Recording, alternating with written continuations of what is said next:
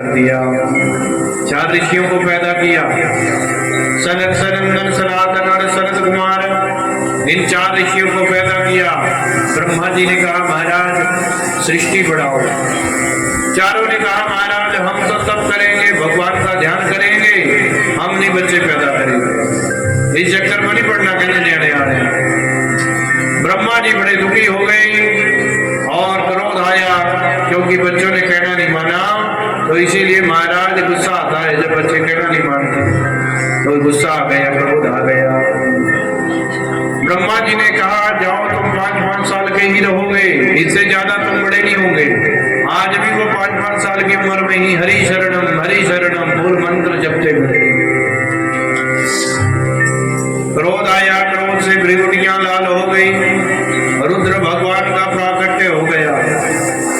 रुद्र भगवान से कहा सृष्टि बनाओ, और क्रोध में कोई भी काम जो है महाराज अच्छा नहीं होता, हमेशा काम बिगड़ते ही है क्रोध से, इसीलिए क्रोध में कोई भी कर्म अच्छा नहीं होता। और क्रोध में गुस्से में जो है रुद्र भगवान को प्रकट किया।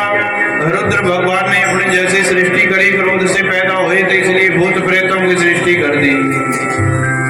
जो भूत प्रेतों की सृष्टि देखी, ब्रह्मा जी ने जोड़े हाथ, कहा महाराज बस करो, आपकी ये सृष्टि नहीं चाहिए, लेकर चले जाओ इन्हें। रुद्र लोक में चले गए रुद्र भगवान, और उसके उपरांत फिर 10 ऋषियों को पैदा किया। मरीचि रत्रिरसो बलस्तया प्रहकृतो भृगुर्वशिष्ठो दक्षश्च दशमस्तत्र नारदम्। फिर 10 ऋषियों को पैदा किया, कहते हैं मरीचि, अत्रि, अंगिरा, पुलस्तया, पुलह, भृगु, वशिष्ठ, दक्ष और नारद। और कहते हैं उसी उपरांत मुख से सरस्वती को पैदा कर दिया, हृदय से काम को, बाहों से क्रोध को, और नीचे के होंठों से लोभ को, और छाया से कर्दम ऋषि को पैदा कर दिया। और जब कहते हैं महाराज कहा कि ये सृष्टि कौन करेगा, जब तप तपस्या होगी तो महाराज अपने मन की सृष्टि कर पाएंगे, परंतु अब तो मैथुनी सृष्टि होनी चाहिए, स्त्री और पुरुष से। तो महाराज ब्रह्मा जी ने फिर अपने ही शरीर पे 2 भाग कर लिए, अपने सीधे हाथ से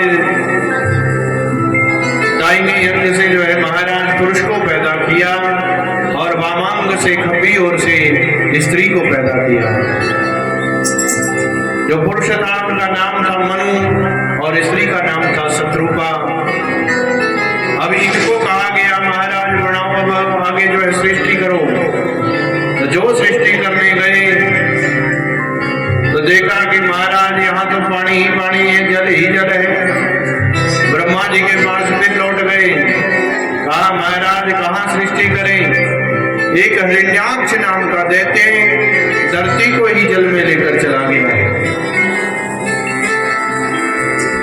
कश्यप ऋषि की संतान है महाराज।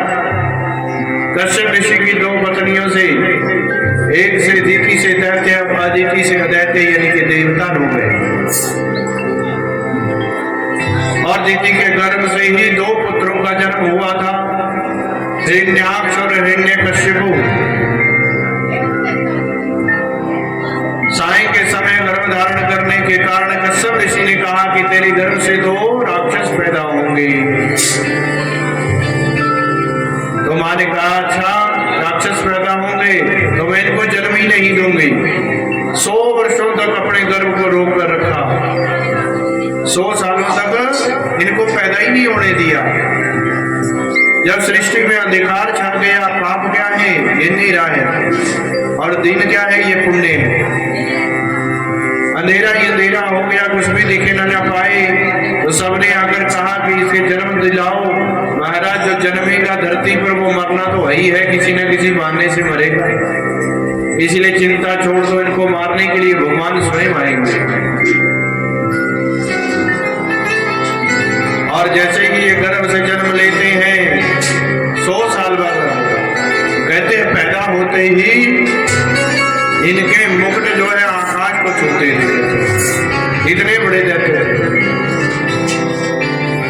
अब जिसके पास बल आ जाए तो लोगों से पंगे लेने लग जाता है, जिसके पास पैसा ज्यादा आ जाए वो दुर्व्यसनों में पड़ जाता है, व्यर्थ में पैसा खराब करता है, सत्कर्मों में नहीं बल्कि पाप कर्मों में अपना पैसा खराब करता है। तो फल स्वरूप जो है जिसके पास बुद्धि ज्यादा हो जाए वो लोगों को पागल बनाने लग जाता है। ये भी पता है, कहते बुद्धि भी ज्यादा नहीं होनी चाहिए।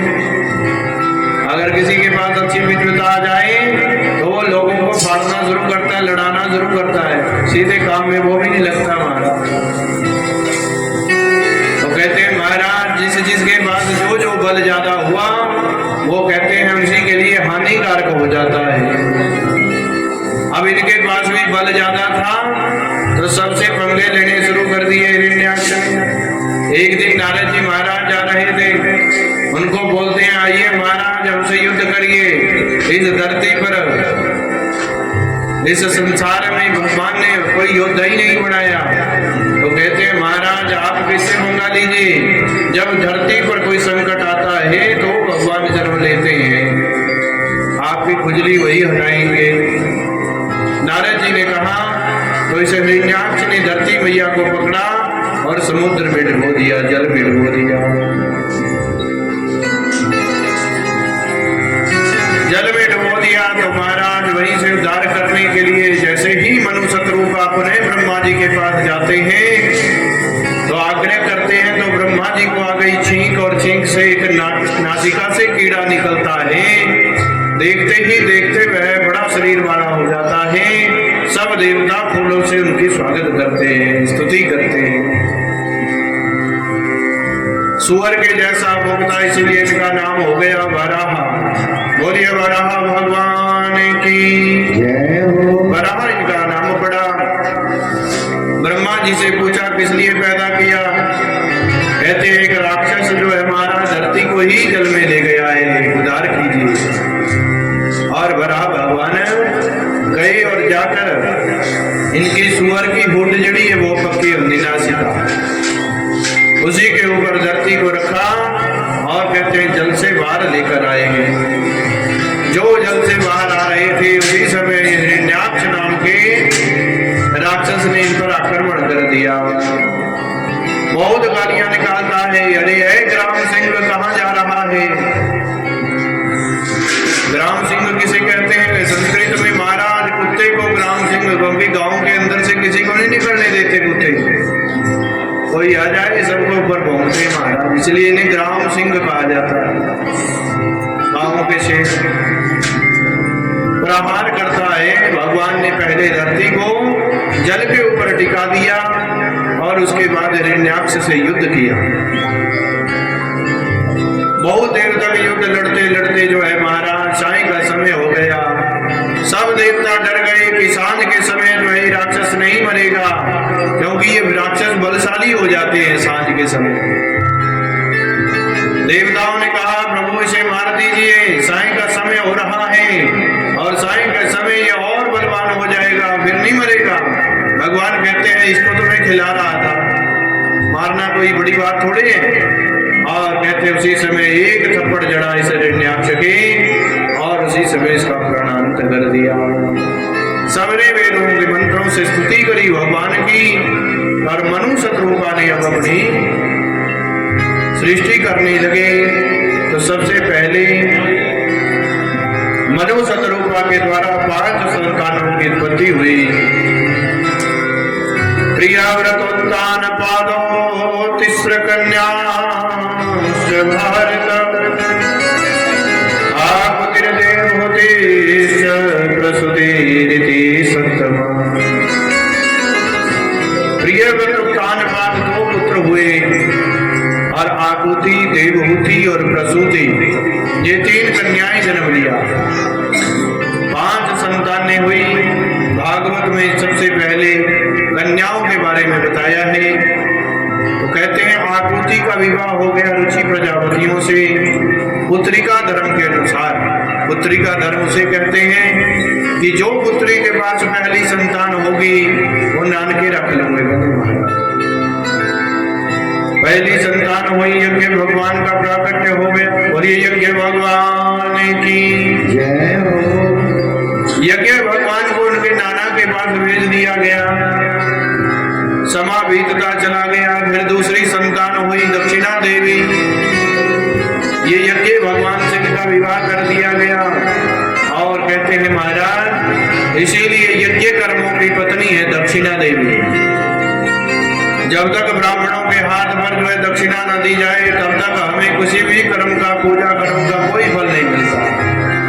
यज्ञ जितने मर्जी कराते रहो ब्राह्मणों से, जब तक उनका उचित मूल्य और निश्चित दक्षिणा ना दी जाए, तब तक यजमान को कोई फर्क नहीं, कोई फायदा नहीं। क्योंकि वो ब्राह्मण है और अपना कर्म करके अपने चौड़े में ही पाके कर्म ले जाते हैं। सदकर्म अपने साथ ही ले जाते हैं महाराज ब्राह्मण जी। इसीलिए कहते हैं महाराज, दक्षिणा कोई मूल्य नहीं है, इतनी ही देनी है। कहने दक्षिणा का विधान क्या है? कहते दक्षिणा का विधान ये है कि जितना 80 साल पर मकमान दे, उसका 10वां हिस्सा सत्कर्मों में लगना चाहिए। अब साल की इनकम काट ले भाई, इतने तक कमा ले ऐसे, फिर उसमें से कितना भगवान का है उतना सत्कर्मों में लगना चाहिए। सत्कर्म क्या है? कहीं मंदिर बन रहा है वहां दान करो, कहीं यज्ञ भंडारा चल रहा है वहां दान करो, कहीं सत्कर्मों में लगाओ महाराज, कहीं मंदिर देवालय का निर्माण कराओ। और धर्म में हमारा 10वां हिस्सा लगना चाहिए। जिसकी इनकम साल की 10,000 है, उनको कहने महाराज 1000 रुपये के भगवान ने भी तेरा 1000 सत्कर्मों में लगना चाहिए। तो फल स्वरूप जो है महाराज, दक्षिणा जो है, यज्ञ की दक्षिणा कहते हैं महाराज, यजमान के ऊपर डिपेंडेड है कि यजमान कितना मोटा है, कितना पतला है। इसलिए जिसके पास धन ज्यादा उससे दक्षिणा ज्यादा, और जिसके पास धन कम उससे दक्षिणा भी कम लेते हैं ब्राह्मण। सब कर्मों की एक सी दक्षिणा थोड़ी है। यही भागवत 10, 15, 20 लाख में हो रही है, यही भागवत 1 लाख में भी हो जाएगी। यही कहते हैं कमाल है भगवान का। भगवान कहते हैं पहले यजमान की जेब देखो कि कितनी है, उसके अनुसार कर्म करो कहते हैं। अगर यजमान के पास बेचारे पास 100 रुपया ना हो, और पंडित जी कहे भी 1100 दे मुझे जेब में 100 रुपया, तो भी कहते विडंबना हो गई। इसीलिए ब्राह्मण का पहला कर्म है, यजमान जो भी आए उसको पहले बताना कि महाराज इतनी दक्षिणा लग जाए, इतना पैसा लग जाएगा काम करने में, तेरे पास है तो कर ले, नहीं तो कोई गल नहीं भाई, तेरे पास 10 है तो 10 लाया भगवान दे से। तो कहते हैं महाराज, फिर कहते क्या कहते, ना ब्राह्मण को दो ना यजमान को दो, क्योंकि यजमान ने अपनी हैसियत के अनुसार बुलाया, क्यों जी, और ब्राह्मण अपनी इच्छा के अनुसार गया, तब यज्ञ पूर्ण होंगे महाराज। तो दक्षिणा यज्ञ भगवान की पत्नी है, जब तक उनकी दक्षिणा न दी जाए तब तक हमें यज्ञ करवाने का कोई फल नहीं मिलता। दूसरी पुत्री है देवहूति, जिनका विवाह कर्दम ऋषि से हुआ, जो छाया से ब्रह्मा जी ने पैदा किए थे। इन्होंने भी बहुत ज्यादा तप किया, तब करके भगवान को प्रसन्न किया और वरदान मांगा, प्रभु मुझे आपके जैसा पुत्र चाहिए। भगवान कहते पहले विवाह तो हुआ नहीं, पुत्र पहले मांगने लग गया। कहते वो तो रिश्ता अपने आप ढूंढेंगे आप, क्योंकि आपको जो है पाने की इच्छा रखी है प्रभु। तो महाराज तब करके जो है इन्होंने भगवान से कहा कि आपके जैसा पुत्र चाहिए। भगवान कहते मेरे जैसा नहीं, मैं ही आऊंगा। कहते विवाह आपका देवहूति से हो जाएगा। मनु शत्रुपा आपके ही आश्रम पर आएंगे और आपको अपनी पुत्री देकर चले जाएंगे। और संत महात्मा थे कर्दम ऋषि जी महाराज, पुत्री का हाथ मनु शत्रुपा ने इनके हाथ में दे दिया। पर जिस दिन विवाह हुआ उसी दिन इनका जो है मन तप करने में लग गया। 10,000 साल बीत गए, आंखें नहीं खुली है, 10,000 साल निकल गए। जब 10,000 साल के बाद समाधि टूटी, तब जाकर देखा, महाराज पूछा एक स्त्री इनके पास बैठी है, कौन है भाई तुम? कहती मैं आपकी पत्नी हूँ। मेरा विवाह कब हुआ? कहते जिस दिन विवाह हुआ उसी दिन दूसरी तपस्या में लीन हो गए। अब जाकर अखा खोलिया, कहती मैं तो ठालिया नहीं भी पति देव तपस्या कर रही है। कहते फिर कहते हैं महाराज बूढ़ी हो चुकी है, कोई हाथ श्रृंगार नहीं किया। करदम जी ने कहा भाई हाथ श्रृंगार तो कर लिया करती। कहती किसके लिए करना, स्त्रियों का हाथ श्रृंगार पति के लिए होता है। जब पति अक्का बंद करके बैठे तो किसने दिखाना महाराज। अच्छा, तब तपस्या से एक सरोवर था महाराज, कहा कि जाओ इसमें स्नान करके आओ।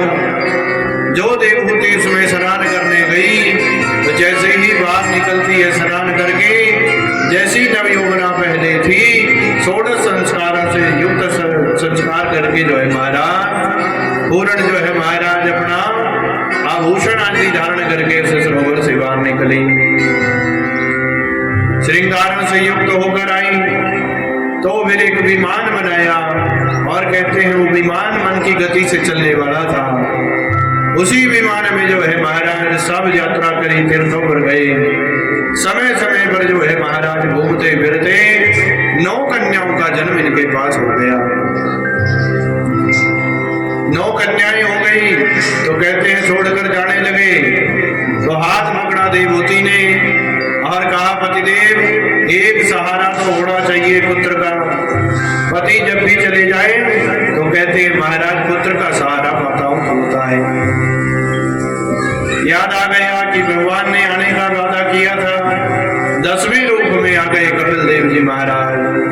बोले कपिल देव भगवान की जय हो। कपिल देव जी का जन्म हुआ। जैसे ही फिर जाने लगे करदम ऋषि से हाथ जोड़कर देवहूति कहती है कि पिता का फर्ज है कन्याओं का समय से विवाह कर दिया जाए। महाराज इनका विवाह भी करना चाहिए। और विवाह करने के लिए सोचा तो उसी समय ब्रह्मा जी महाराज कपिल देव जी का दर्शन करने के लिए अपने 9 पुत्रों के साथ आ गए। मरीचि, अत्रि, अंगिरा, पुला, पुलस्तु, क्रतु, वशिष्ठ और कहते हैं दक्ष। 10वें नारद जी थे, ये कुंभण गए हुए थे किसी बात। इसीलिए 9 पुत्रों के साथ ब्रह्मा जी आए। करदम जी ने कहा लो जी 9 वर तो आ गए, एक ही साथ अपनी 9 ही लड़कियां जो है 9 पुत्रों को प्रदान कर दी ब्रह्मा जी को। एक दिन ब्याह करते हैं, कहते लो ये भी जिम्मेदारी पूरी। 9 लड़कियों की शादी मरीचि, अत्रि, अंगिरा आदि के ऋषियों से कर दी। और कपिल देव जी महाराज है संत। करदम ऋषि जी चले गए अपनी यात्रा पर। अब कपिल देव जी ने अपनी माता को दिव्य ज्ञान दिया इस भवानी का, किस प्रकार से जीव जो है महाराज इस धरती पर आता है। और कहते हैं महाराज सब वृतांत बता दिया। ये मैया एक छोटे से जल बिंदु से जो है स्त्री और पुरुष के समागम से ये जीव आता है इस संसार में। परमात्मा की माया देखो। कहते हैं महाराज 5 दिन में ये बुदबुदे के समान हो जाता है। और कहते हैं 1 महीने में इसको सर बढ़ जाता है। 2 महीने में हाथ पांव आदि निकल जाते हैं।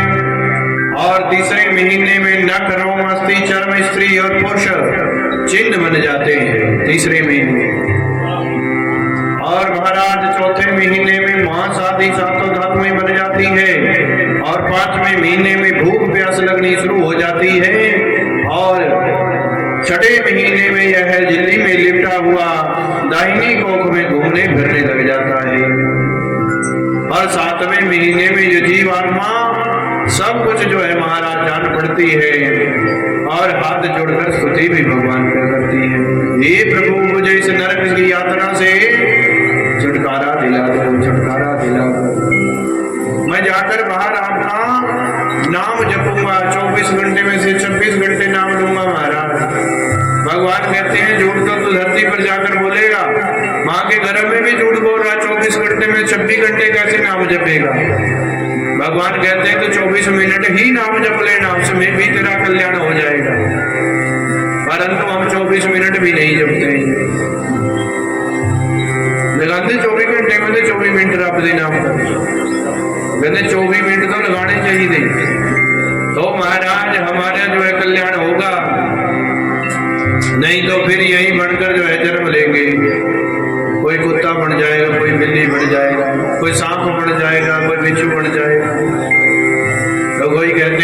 महाराज अगर पशु जानवर बन जाएगा तो फल स्वरूप जो है महाराज जिस जिसका खाया है और जिस जिसको खिलाया है उसके घर में चले जाएंगे। जिसको खिलाया उसके घर में चले जाएंगे और जिसका खाया कहते हैं महाराज उसको खिलाने चले जाएंगे। तो फल स्वरूप संसार में कहते हैं महाराज 8वें महीने में भगवान 7वें 8वें महीने में स्तुति करता है कि तस्योपसन्नवमिदं जगदीक्षयातः नानातनोर्भुविचलचरणारविन्दं सोऽहं प्रजामि शरणं भयपदो भयं मे येनेदृशे गतिर्दर्शय सतोऽनुरूपा। हे प्रभु, क्योंकि उस समय गर्भ में कहते हैं महाराज जिसे अपने पूर्व जन्मों की भी याद रहती है तो कीड़े काटते हैं, माता गर्म खाती है तो लगता है, मिर्चें खा लेती है तो लगती है, वो ये भी यात्रा ही है। तो इसीलिए महाराज कुछ नहीं कर पाता वहां पर। और समय आता है जब तब प्रसूतिका वायु के द्वारा ये कहते हैं महाराज संसार में जन्म ले लेता है। जन्म लेते ही कहां कहां कहां कहकर रोता है बच्चा। जब रोता कहते महाराज कहां कहां कहकर रोता है। तब जो है हम उनको पहचान दे देते हैं महाराज फलाने के पास लड़का हुआ या लड़की हो गई। और फिर उसको जो है माता पिता की पहचान धीरे धीरे होती है। ये नए माता पिता हैं, हर जन्म में कोई ना कोई माता पिता तो हमें मिले ही है। अब नए के साथ जो है संबंध उड़ गया, नए से प्रेम हो गया, पुराना भूल गए। ऐसा ही है जीवन, नए से प्रेम कर लेते हैं, पुराने को भूल जाते हैं। बोलिए कृष्ण कन्हैया की। और कहां कहां कहकर रोता है और फल स्वरूप इसको पहचान दे दी जाती है। सबसे अच्छा कर्म एक ही है कि जब भी कभी आपके सामने किसी बच्चे का जन्म होता है तो उसके सीधे कान में हरि नाम जरूर बोल दिया करो, राम राम बोल दिया करो, क्योंकि सबसे पहला शब्द उसे हमेशा याद रहता है। क्योंकि उसको हम अपनी पहचान बताएंगे कि महाराज तो किस लिए जन्मा है इस धरती पर, इसलिए राम राम जपने के लिए। जब वो कहता है ना कहां कहां तो उसके कान में बोलना राम राम राम राम। महाराज तेरा जन्म राम राम जपने के लिए हुआ है, हरि नाम जपने के लिए हुआ है। तो फल स्वरूप जो है और इस जीव आत्मा जो है महाराज जैसे ही ये जन्म लेती है तो हमारे द्वारा जो है महाराज इसका पोषण किया जाता है। जैसा संग पाता है वैसा इसको रंग चढ़ जाता है। घर में लोग धूप बत्ती ज्योत पूजा पाठ करने वाले होंगे तो बच्चे भी धूप घुमाना शुरू कर देते हैं। अगर सवेरे उठ के गाड़ियां निकालने वाला परिवार होया तो ये भी गाड़ियां निकालनी शुरू कर देता है। इसीलिए हमारा ही संग पाकर माता पिता सबसे पहले गुरु, हमारा ही संग पाकर अच्छा और बुरा बढ़ जाता है। बच्चों के सामने जो कहो करोगे वही बच्चे सीखते हैं हमारा।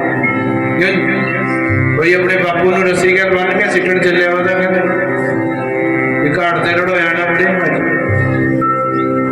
तो छोटा जा भाऊ का नाल खड़े जब घेरन लगे कहना बापू रस्सी का खोल ले, कहना हो गया करनी, कहना कल दिन भी तो सीखना होना उसी नहीं बन के तो कहने महाराज बच्चे जो है वही सीखते हैं जो हम करते हैं। घर में जैसा हम बोलेंगे वो बोलना सीख जाते हैं। इस संसार में ऐसा भ्रम आता है जो गर्भ में स्तुति करता है मैं 24 घंटे आपका नाम लूंगा, वो 24 मिनट भी हम नाम नहीं लेते भगवान का, 24 मिनट भी भूल जाते हैं। कोई ज्यादा जोर थोड़े लगता राम राम करने में, ना कोई जीवा कसदी राम नाम जप बंदिया। तो कहते हैं राम राम जपने से ही हमारा कल्याण होगा। वो तर गए तर गए ओ जिन्ना नाम कुरान दा जपिया ओ तर गए जिन्ना नाम कुरान दा जपिया ओ तर गए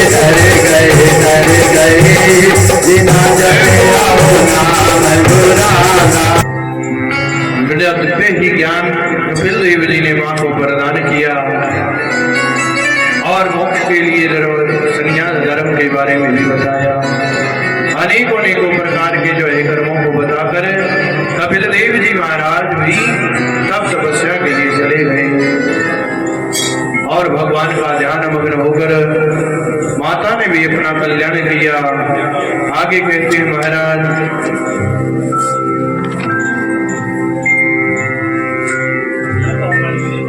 तीसरी पुत्री हुई प्रसूति, जिसका विवाह दक्ष प्रजापति से हुआ। राजा दक्ष, इनके पास 16 कन्याएं हुई। 16 कन्याएं जो है महाराज 13 धर्म को विवाह दी गई। ये 13 कन्याएं धर्म को विवाही गई। सत्कर्म करने से, धर्म करने से हमारे घर में क्या क्या आता है, क्योंकि हम जिसे बुलाते हैं वही हमारे घर में आते हैं। धर्म की 13 पत्नियां हैं। कौन कौन सी हैं? कि श्रद्धा, मैत्री, दया, शांति, स्तुष्टि, पुष्टि, क्रियोन्नति, बुद्धिर्मेधा, तितिक्षा, हरिमूर्ति, धर्मस्य पत्नियां। पहली पत्नी है श्रद्धा। धर्म करने से, धर्म कार्यों में श्रद्धा, विश्वास हमारा बढ़ता है। परमात्मा के प्रति विश्वास हमारा दृढ़ होता है। दूसरी है मैत्री। घर में, परिवार जनों में आपस में प्रेम भाव रहता है, मित्रता का भाव रहता है, साधु भाव रहता है, लड़ाई झगड़ा नहीं। धर्म जब हम करते हैं, कोई भी हवन करते हैं, पूजा करते हैं, सत्यनारायण की चाहे कथा ही कर रहे हैं आदमी, वो भी धर्म है। दान पुण्य कर्म करना वो भी धर्म है। अपने घर में अपना गुरु मंत्र का ध्यान करना, उनमें मग्न रहना, हरि कीर्तन करना, ये भी धर्म है। और कहते हैं महाराज, दूसरी पत्नी है मैत्री, प्रेम भाव घर में बना रहता है। तीसरी पत्नी है दया। उन जीवों के अंदर दया भी विद्यमान रहती है जो धर्म करते रहते हैं। धर्म करने से पहले श्रद्धा, पहले विश्वास आता है, फिर मित्रता आती है, फिर तीसरी पत्नी है दया, फिर दया आती है। चौथी पत्नी है शांति देवी, और उन घर में शांति भी बनी रहती है। जिन घरों में धर्म होता है वो शांति प्रिय होते हैं। लड़ाई झगड़ा नहीं मानते। अगर कोई ऊंची आवाज से बात भी करता है तो भी हाथ जोड़कर कहते हैं महाराज जरा धीरे बोलिए, हमारे घर में इतनी जोर से कोई नहीं बोलता। शांति है। और आगे कहती है पांचवी तुष्टि ही, मानो संतुष्टि ही। उनको हर काम में अपनी संतुष्टि बनी रहती है। 10 भी कमा कर लाएंगे, उसमें भी जो है संतुष्ट रहेंगे। जो भगवान ने दे दिया वो बहुत दिया है। और कहते हैं संतुष्टि, हर काम में संतुष्टि रहती है, निश्चिंत रहते हैं वो।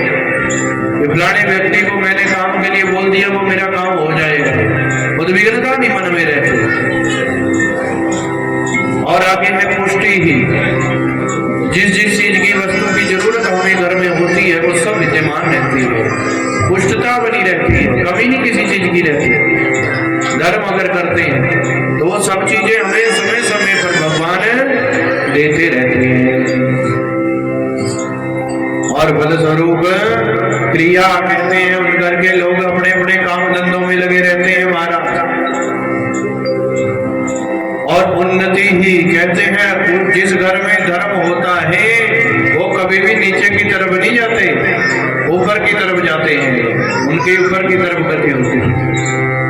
घर में हर चीज विद्यमान रहती है।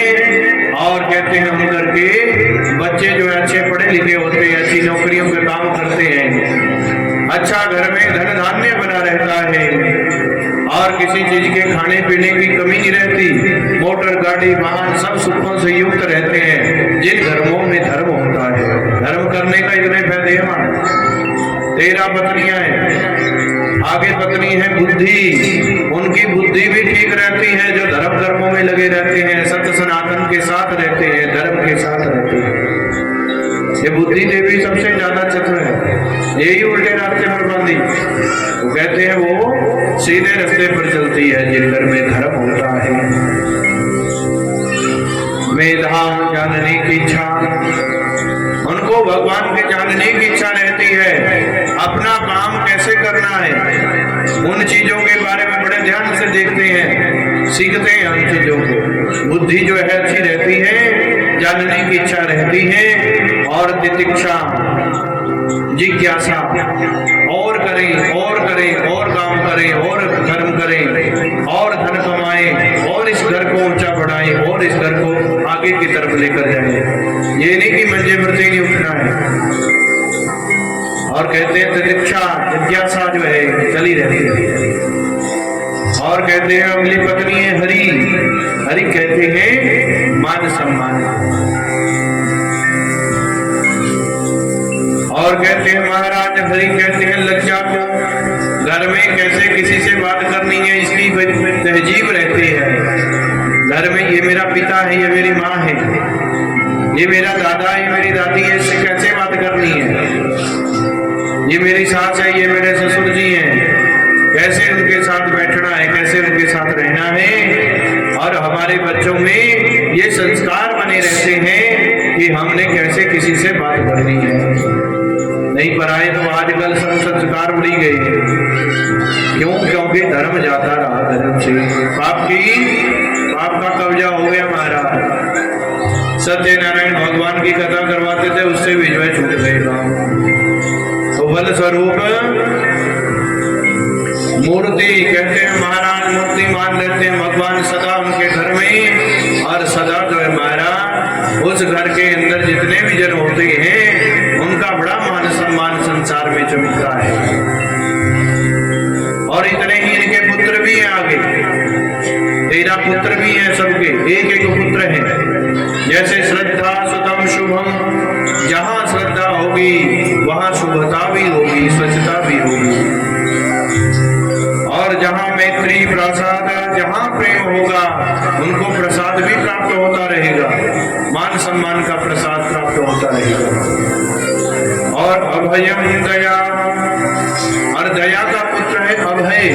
अभय का मतलब उनको भय नहीं किसी चीज का रहता, जो हो रहा है वो सब कुछ अच्छा ही हो रहा है, टेंशन नहीं रहती, चिंता नहीं रहती है। अभय से जीवन जीते हैं, जब तक जिएंगे उसी से जिएंगे, टेंशन में नहीं जिएंगे। शांति सुखम, शांति का पुत्र है सुख। जहाँ शांति रहेगी वहाँ सुख रहेगा ही रहेगा। जहाँ सम्मति तहाँ संपत्ति नाना, जहाँ विपत्ति, जहाँ कुमति वहाँ विपत्ति। कहते हैं महाराज जहाँ सम्मति रहती है, प्रेम रहता है, सब एक दूसरे का कहना मानते हैं, कहते हैं वहाँ सुख शांति संपत्ति बढ़ती ही रहती है। और जहाँ एक दूसरे की बात को काटने लग गए, जहाँ कुमति तहाँ विपत्ति नाना।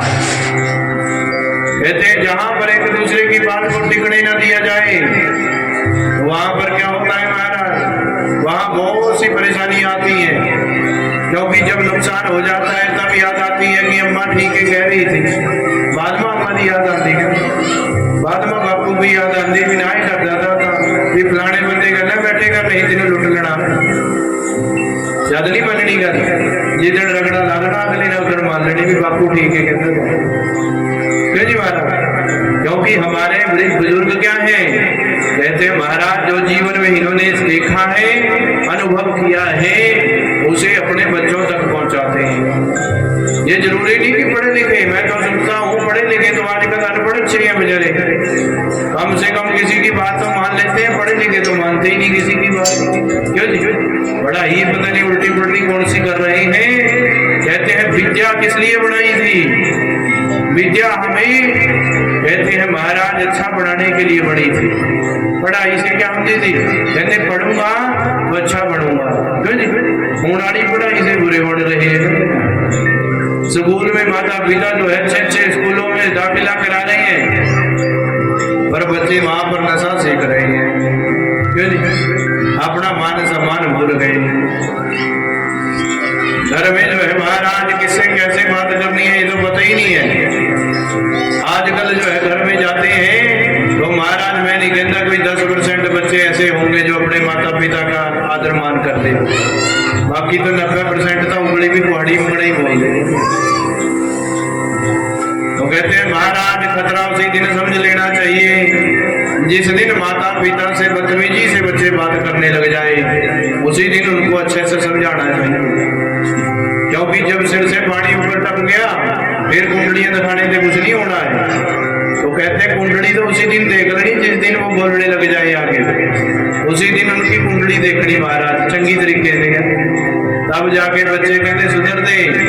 नहीं बड़े हुए वाले कोई नहीं सुधार सकता। चाणक्य नीति कहती है 5 साल प्रेम से 8 साल मार से, और जिसने 15 साल तक बच्चे ने सोना बढ़ा लिया कहते फिर उन्होंने जरूरत नहीं होती है। और जिसने ये 15 साल बेकार में गुजार दिए तो कहते सारी जिंदगी नहीं सीधा होना। तो कहते हैं बच्चे उसी समय हमारी मार सहन करते हैं जिस समय उनको मारने का समय, डांटने का समय, क्यों जी? ये बड़े हुए वाले कुटूंगे तो गलत कदम चक लेंगे, फिर भी माँ बाप को कहूंगा। इसलिए महाराज कहते समय रहते ही सब कुछ कर लेना चाहिए। तो धर्म के आगे झुकर शांति का पुत्र सुख मुदम तुष्टि ही, और कहते स्वयं पुष्टि रसूयते योगम क्रियोन्नति दर्पम मर्थम बुद्धि रसूयते। कहते महाराज इसी प्रकार जो है योग क्रिया उन्नति, कहते हैं महाराज क्रिया कर्म का जो है पुत्र है योग, जो एक दूसरे को जोड़ता है। काम ऐसा होना चाहिए जो एक दूसरे को साथ में जोड़े, ये नहीं कि सबको अलग अलग कर दे, ऐसा काम नहीं होना चाहिए। कहते योग क्रिया का पुत्र है योग, और उन्नति ही दर्पम प्रथम, उन्नति का पुत्र है अर्थ, अर्थ यानी कि अच्छी चीजों पर संचय करना। अर्थ के बिना धन के बिना घर की जो है गृहस्थी नहीं चलती, परंतु उस अर्थ को जो है सत्कर्मों में लगाना, तब जाकर आपका कल्याण हो जाएगा। अर्थ को संभाल कर रखना, ये नहीं कि ज्यादा हो गए पैसे तो ले आओ भाई गड्डी कटा के 10 भी लाख, वो नहीं, उसको संभाल के भी रखने की जरूरत है। अर्थव्यवस्था जिसे हम घर की कहते हैं, किस प्रकार से घर चलाना है, ये अर्थ का कर्म है। उन्नति तो हमें मिलेगी, कब मिलेगी? जब अच्छे अर्थों में जो है वो कर्म होगा, तब उन्नति मिलेगी।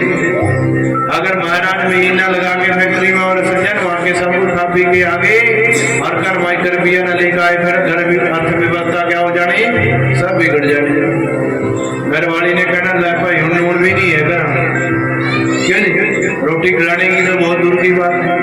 परंतु अगर हमारे कमाया हुआ धन, हमारा किया हुआ कर्म अच्छे कर्मों में लग जाएगा, अपनी घर गृहस्थी को बढ़ाने में लग जाएगा, तो कहते हैं हमारा जीवन सुखी हो जाएगा। धीरे धीरे करके सब कुछ हमारे घर में हो जाएगा। तो धर्म करने से 13 पत्नियां घर में, 13 ही उनके पुत्र हमारे घर में आते हैं। इसीलिए धर्म जरूरी है सनातन में। धर्म कहते हैं धारण करना, और किसे धारण करते हैं, पाप को या पुण्य को, ये तो हमारे हाथ में है। बोलिए कृष्ण कन्हैयालाल की। 13 पत्नियां धर्म से, 1 अग्नि से स्वाहा, 1 पितरों से स्वदा, और महाराज 16वीं कन्या का विवाह सती जो है वो भगवान शंकर से विवाह हुई। बोले शंकर भगवान की। भगवान भोलेनाथ जी से इनका विवाह हुआ, संतान इनके पास कोई नहीं हुई, और मैत्रेय मुनि जी से तभी विदुर जी पूछते हैं, मैंने सुना है महाराज कि सती का तो क्या जो है दाव हो गया था। क्यों हो गया था महाराज, क्यों जलकर अपने प्राणों को त्याग दिया था सती माता ने, ऐसा क्या कर्म हो गया था? मैंने सुना है सती माता कहते हैं बड़ी प्रिय थी दक्ष को, सबसे छोटी पुत्री थी, सबसे ज्यादा प्रेम करते थे, ना उनके बिना खाते थे ना उनके बिना रहते थे।